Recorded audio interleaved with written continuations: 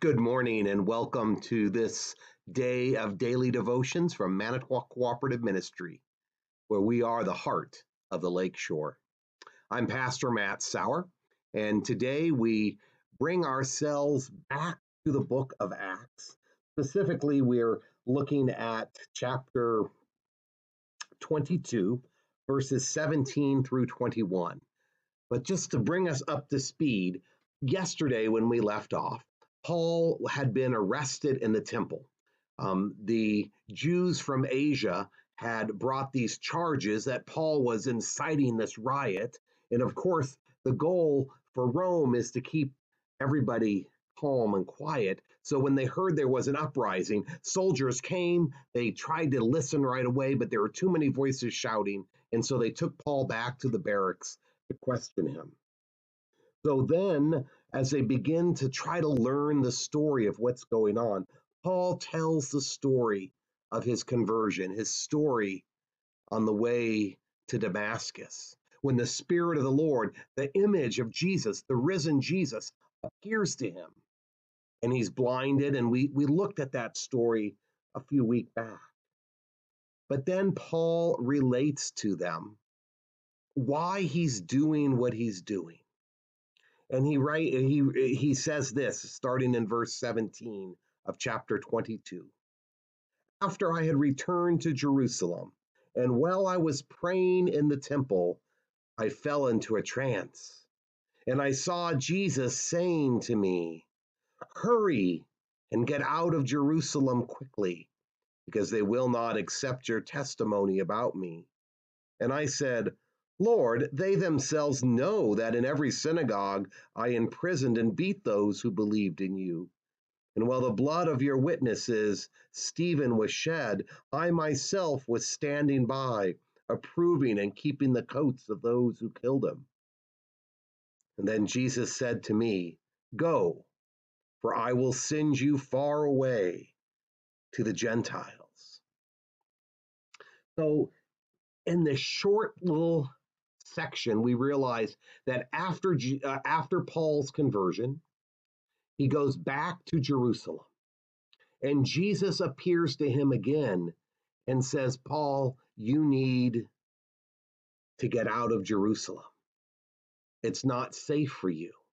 So what Paul essentially is saying here is that he has been sent out. It's not his job to minister to the people in Jerusalem. It's his job to minister to people outside of the already established church, to go far away into the world of the Gentiles.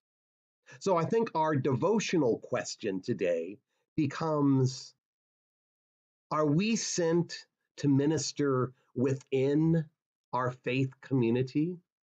Is that where we share the good news and expect to get converts? I hope not, because I hope we're all already those people. So if Paul was sent out, what if you are sent out outside of the comfort zone of the established faith community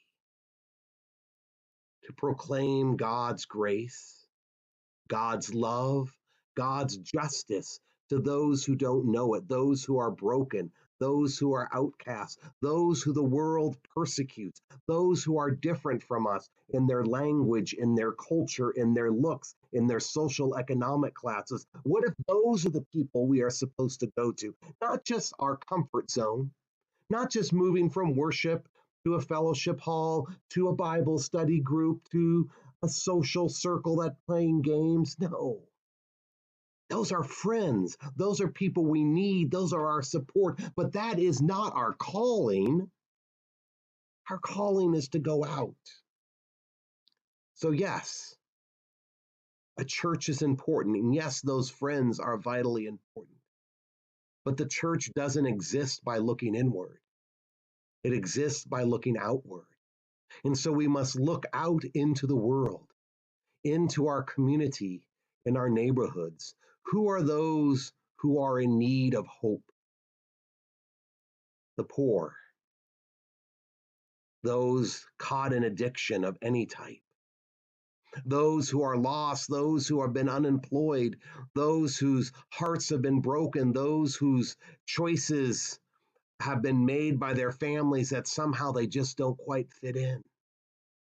We've been called to go out, to let them know that they are loved, that they are a precious child of God.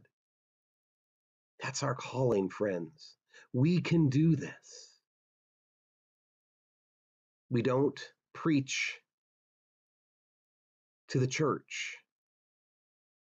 We preach to the world. I pray today that you will find your niche and share the good news. Holy, holy, holy God, thank you once more for this opportunity to be reminded that our churches, our congregations, our faith communities are powerful places to learn, to lean into one another, to share. But in the end, you call us out. You call us far away from our established churches into our communities and our workplaces, our schools and our social circles to share the good news.